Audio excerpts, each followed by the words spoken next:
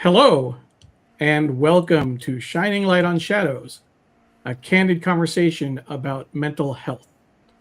It's episode 53, and the topic Vasu Tolia, MD, on navigating life's transitions and Dawn's responses. We're live on Facebook, Twitter, LinkedIn, YouTube, and my website. My name is Neil Parekh. This is Dawn Neuburg, and this will be a slightly different show than we've done over the last two plus years. I want to do a quick shout out to everyone watching on replay because you're getting the very beginning of the show. So thank you for taking the time to come back and watch at a time that works for you. I do want to acknowledge, though, Dawn, that Jonathan is already, or rather, John is already with us on Facebook and offers greetings from New York. So, John, thank you so much for saying hi and catching the very beginning of the show. So, as I was explaining, this show is going to be a little bit different. If you watched our last episode, episode 52, our guest was my aunt from Detroit, Vasu Tolia. And we were having a conversation around the transition that she experienced from when she retired as a physician to she struggled a little bit to find her purpose in life after that. She found it through painting and art and found herself again. It was a little bit of a challenge, though, because in the middle of the show, we actually lost the live stream, so we had to start it over again, and we lost Dawn as well. Dawn, you're here. You're back. Everything's good on your end, right? Hopefully. Everything seems to be fine on my end. Did you do Fingers the crossed. necessary sacrifices to the internet gods to make I sure did. that? I tried. I tried. It was so. I mean, my sincerest apologies. I know that No, of course. it was a lot of back end work that you had to do in a very short period of time for there to be very little interruption. And um, I just I can't even explain what happened. My internet, just my computer completely crashed, and I just couldn't get it back up and working. And that hasn't happened in 2.5 years, so I'm giving myself a little bit of grace. But Well, um, Dawn, I've been producing shows like this for more than 6 years, and I've never seen that happen. So yeah, it definitely was a surprise. But what we wanted to do for this episode, we thought we'd take another crack at it. And I know that Dawn, you really were not just looking forward to the episode, but even in the first few minutes when you were there and in before the show started, I know that you wanted to engage with my aunt, Vasu Tolia, Vasu Auntie. I'm going to refer to her, and so what we're doing is we're gonna play a few clips from our last episode, and then give both Dawn and our audience a chance to respond and share your thoughts. Usually, the show is a little bit, moves a little bit more quickly, and we're talking about a topic, and then we might move on. So this time, what we're going to do is I'm going to try and tee up a clip of my aunt and kind of give people a sense of what she's going to be talking about. We'll watch the clip together, and then Dawn will jump in first, and hopefully that'll give folks a chance to share their own thoughts in the comments. And then we'll work through a few other clips before we close at the end of the hour. Before we do that, I just want to say hi to a few other folks watching. My mom is watching from Hastings on Hudson, Sada Parekh. Mom, thank you so much for joining us again, as always. Appreciate it. And before I forget, I want to let you know that I'm staying hydrated and drinking. It's half iced tea, half lemonade. Dawn has her water. And I'm going to do my best to keep up with Dawn today to drink as much as she does. And of course, Stefan Kaplan is watching. Stefan is watching from Ramsey, New Jersey, and always here to support. Thank you, Stefan. I actually did talk to Stefan right after the show last week. He produces shows as well, and we've we've been in the trenches together before, so he could appreciate some of what we dealt with last week. We have another friend watching from Milwaukee. Dawn, can you say something about this person? That would be my fabulous, amazing, handsome husband that is in the other room, and is always watching, and was texting me feverishly last week saying, did something happen? Where did you go? I don't see you. Is something going on? And I was like Yeah, trying frantically to get myself back together. So, yeah, yeah, I know. And then you also had Kate, yeah, who is downstairs trying to yes. figure out, can I reset the server? Is it okay? It's going to mess you up. We're like, go ahead and reset it. Oh, Hopefully, I can't get anything. Yeah, so she frantically was trying to get me back online, because downstairs is where the internet is hosted. yeah, So yeah. so yeah, it was just But it was madness in the some background.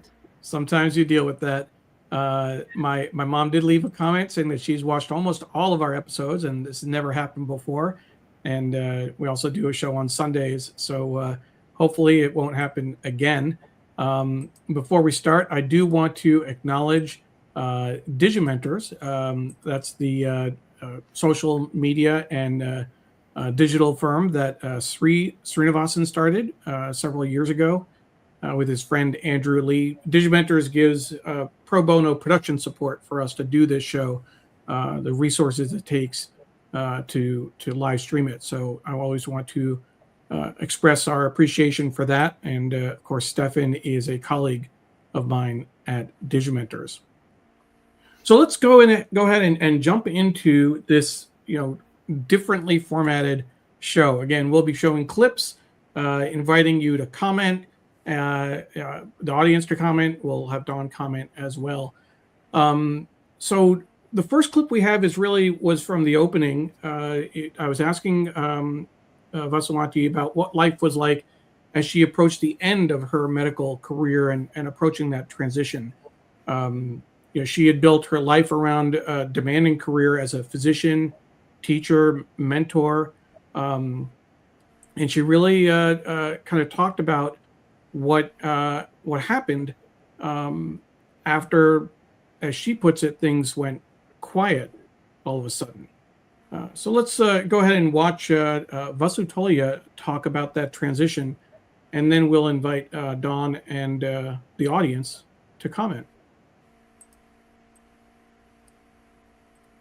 Really a story about a person, who was leading a very purposeful, very busy life, and it came to a quiet.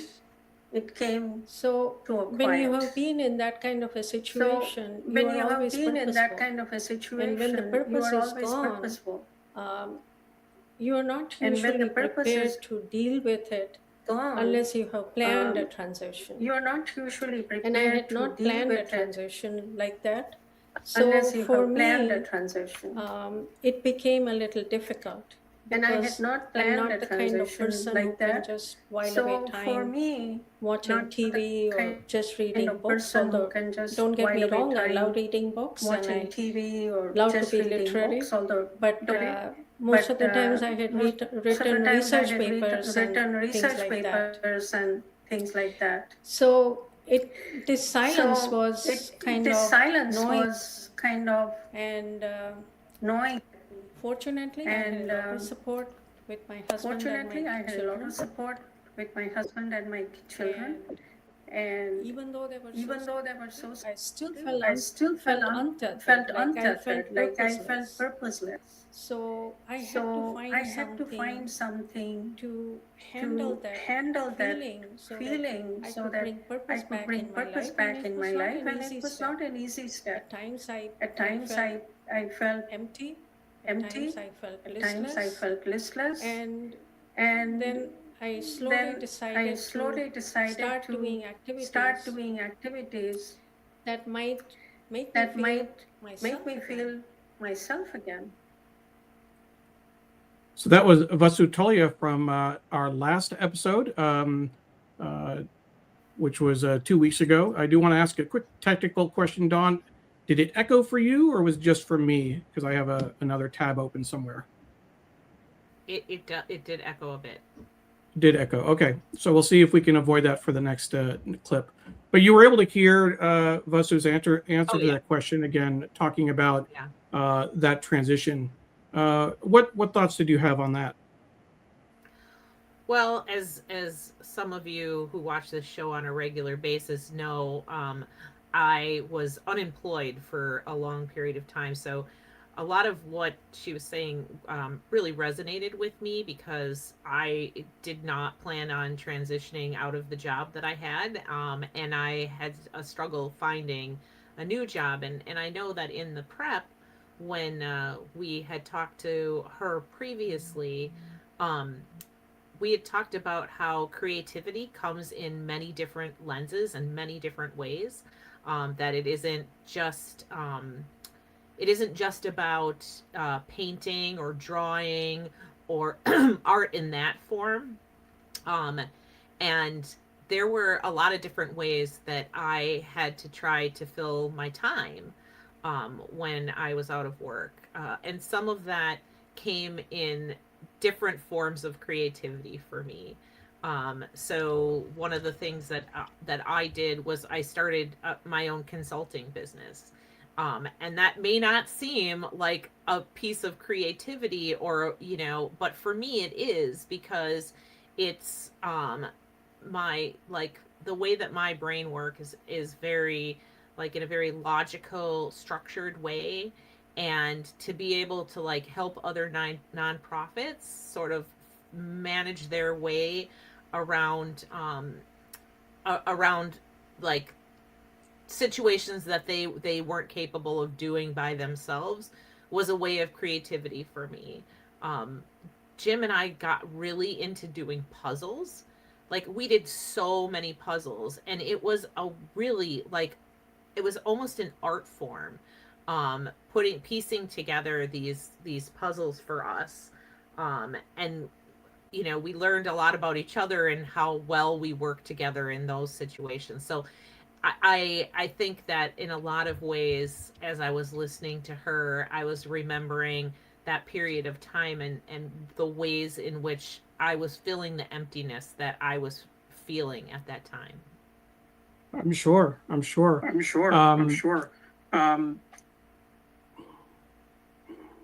to try something here. Let's see if that kills the echo.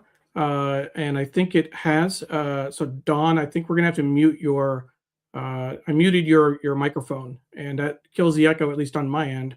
Thumbs up if you don't hear an echo anymore. Dawn, give me a thumbs up. Okay. So hopefully that'll solve the issue. I'll hope the audience will let me know if we still have an echo after I muted Dawn. But what I wanted to do was to invite folks from the audience to talk about any transitions that they may have experienced, similar to what Vasuwanti talked about in that video. Certainly, any of these kind of transitions, whether it's retirement or job loss, we've talked about this on the show around children leaving home, what that's like as well. So I'd be curious to see what folks think of that.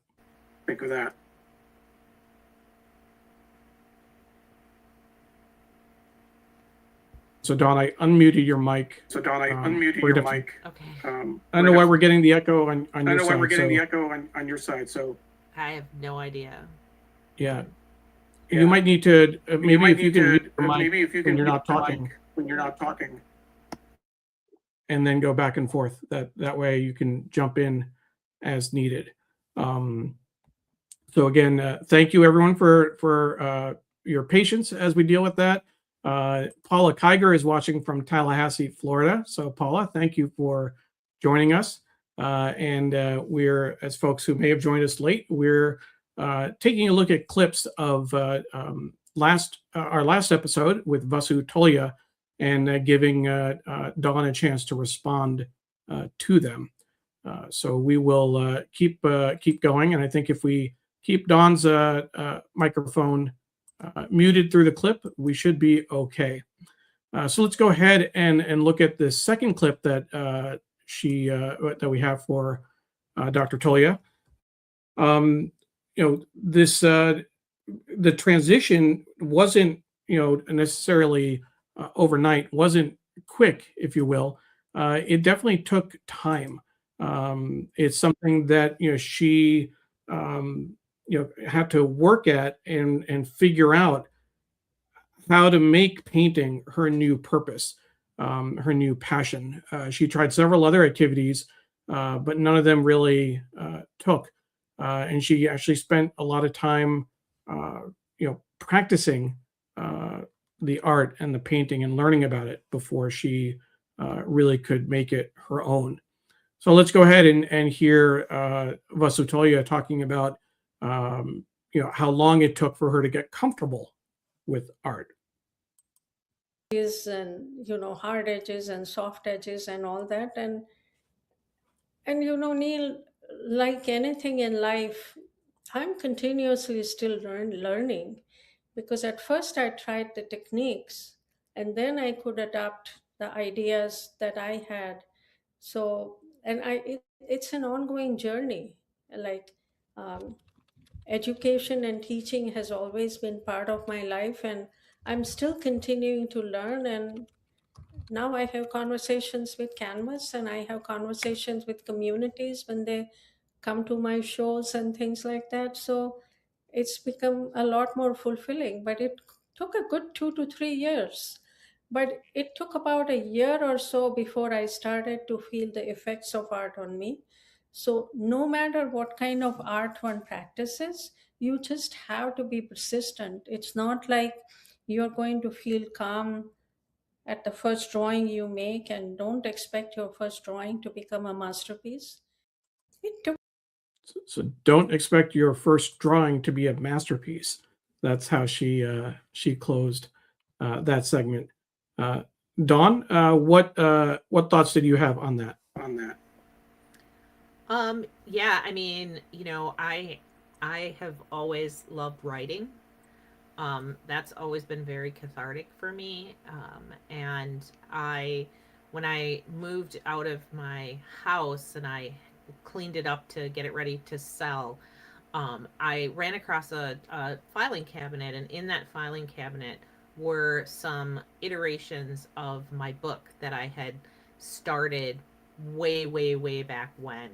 And they were actually like handwritten on pieces of paper, um, on notebook paper that I had literally pulled out of the notebook and had stapled on the end.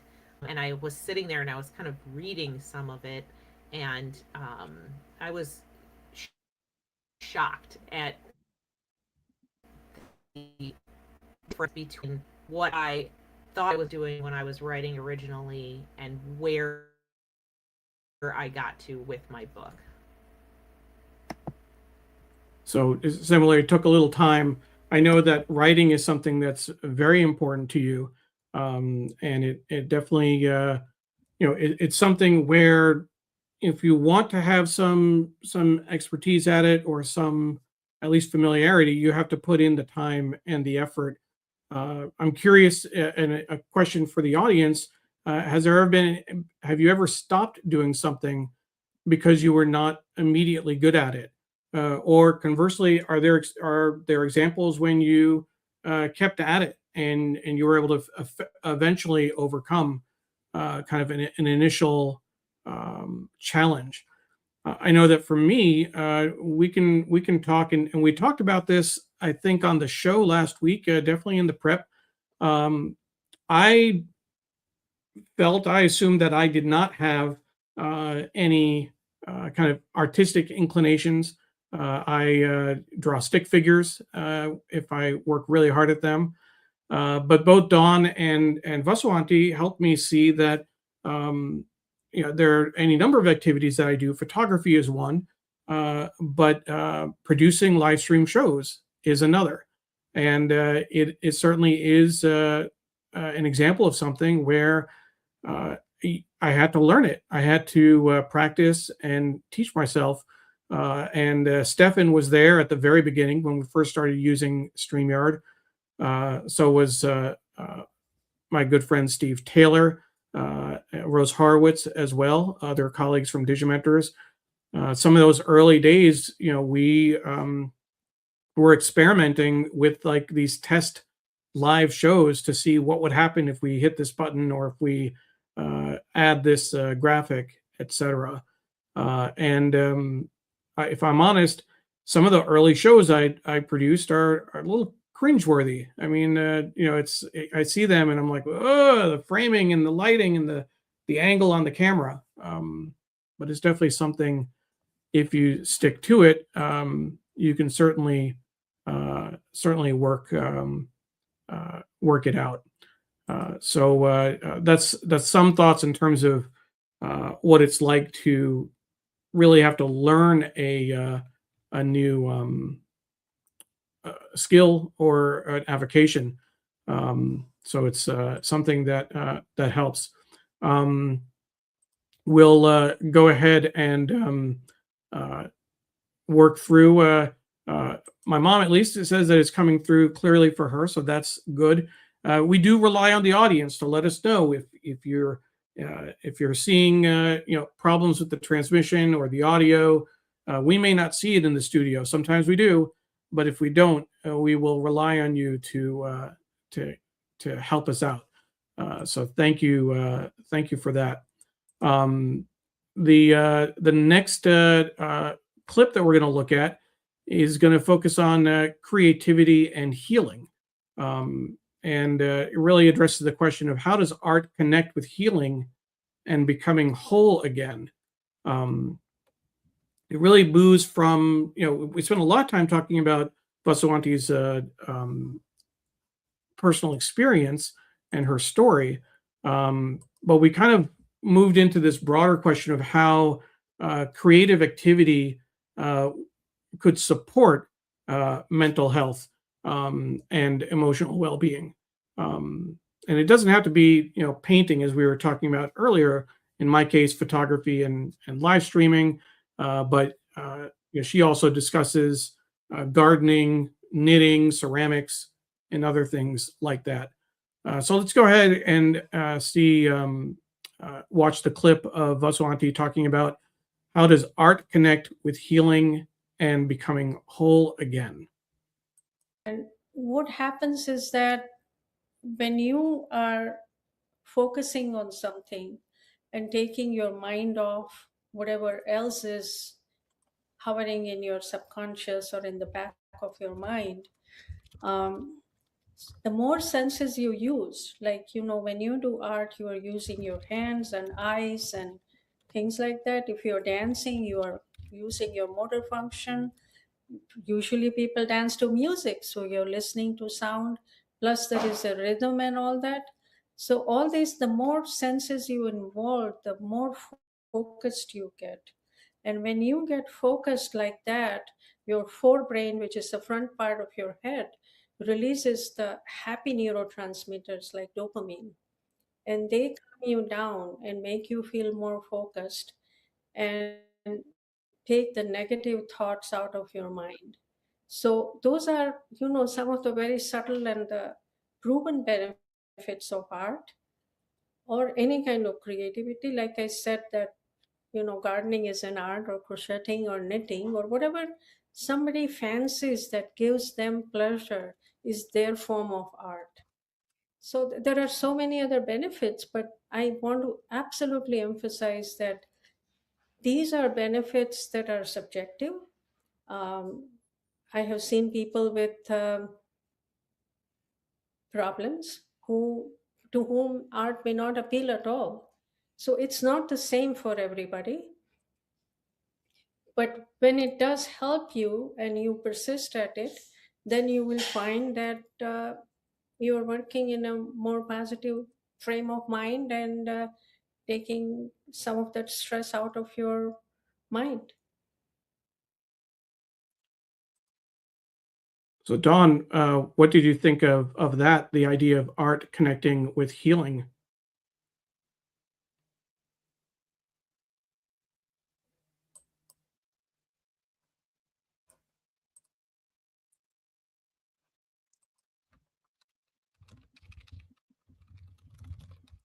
And so I'll just make sure Dawn can hear me. Hopefully we didn't lose her this week as well. Dawn, you're still muted. You're gonna have to unmute your mic and see if you have any thoughts on that idea. So we will hope that Dawn joins us again. My name is Neil Parekh, and this is Shining Light on Shadows, a candid conversation about mental health. We had a conversation with Vasu Tolia, my aunt, who lives in Detroit. She had been a physician for about 35 years before she retired. And she talked about the challenges of that transition of finding purpose again. She struggled a little bit in that transition, and that's something that a lot of people have dealt with after retirement, etc. And she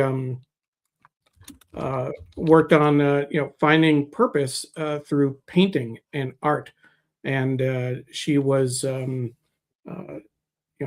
eventually with some effort was able to really thrive, and she's really done a lot of great work in terms of her artwork. So we had a great conversation, and because Dawn had some technical issues on that previous episode, what we did, we decided to play some clips this week and bring Dawn back to comment on those clips. So Dawn, I'm hoping you heard Vasu Tolia's third clip about art connecting with healing. Were you able to catch that clip? I know that you had to step out for a moment, but hopefully you can hear me. I can see you, and you're not frozen. So let's see if we can bring Dawn back into the conversation. You're muted, Dawn.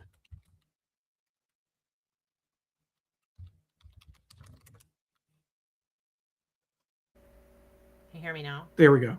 Yes.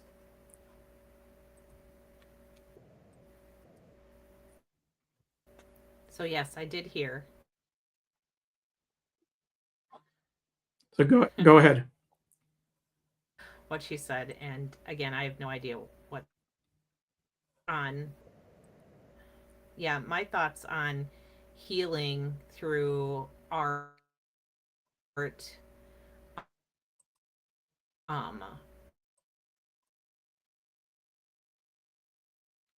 As I worked on healing through art.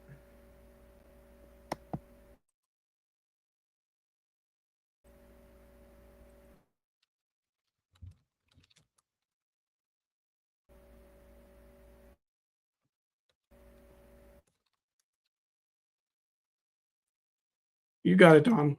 Just keep talking if you can, because we can hear you.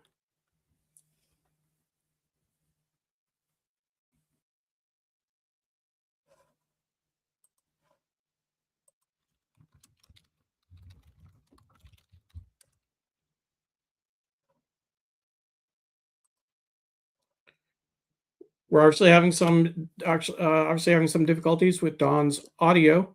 Dawn, you're muted again, so if you can unmute. We were able to hear you on a slight delay, but if you can unmute yourself, we can try to keep going.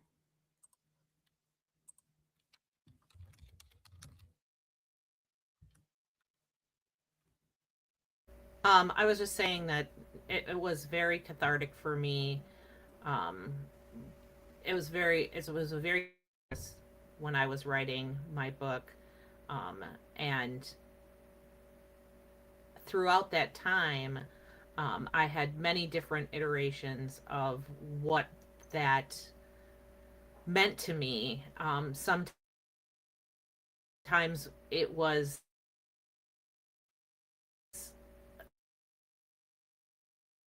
really difficult, but therapeutic. Other times it was a joy. It was therapeutic, but otherwise a joy for me. One that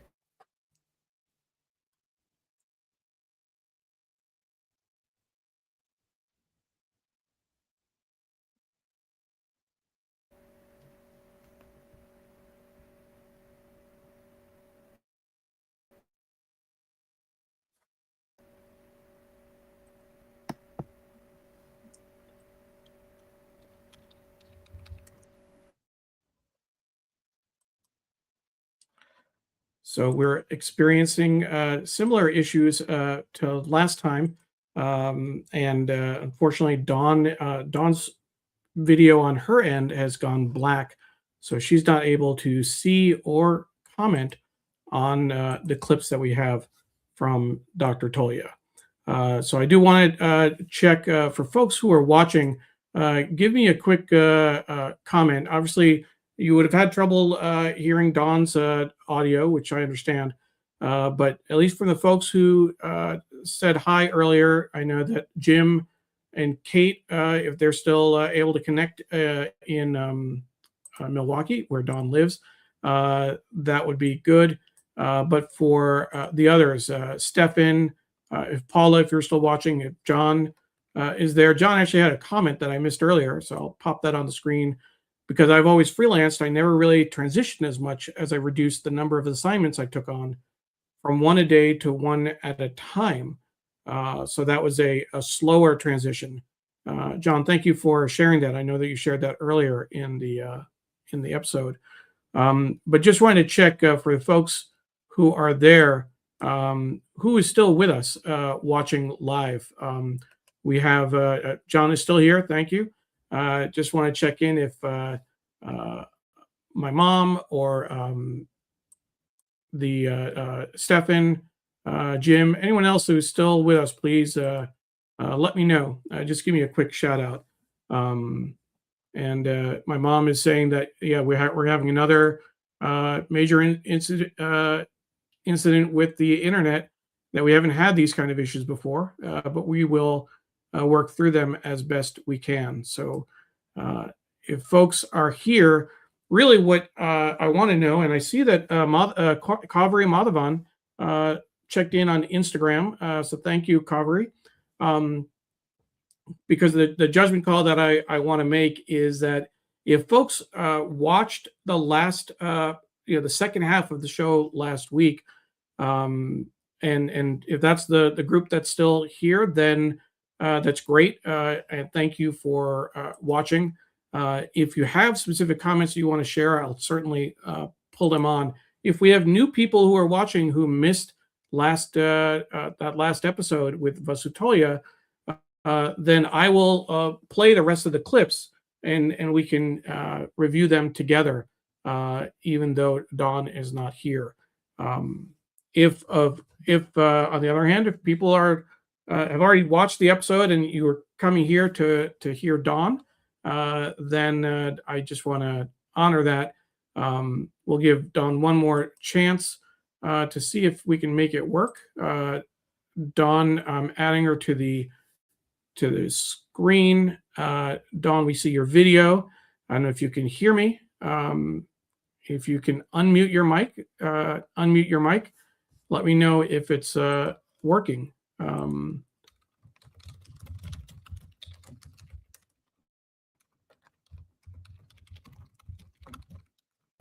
while there we go. I can hear audio from Dawn's side. So Dawn, go ahead and I'm here. Talk a little bit. Can we hear you? So Dawn, go ahead.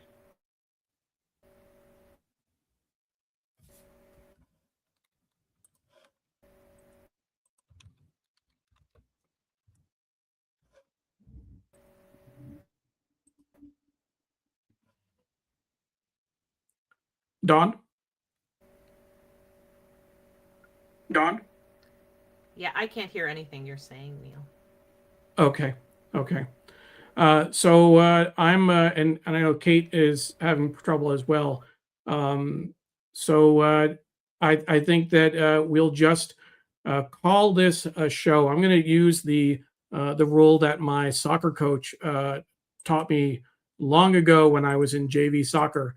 When we would have practice. One injury during practice, that's okay. 2 injuries, okay, keep going. But once you get the 3rd injury, then he canceled practice and sent everyone home because he didn't want to take any more chances.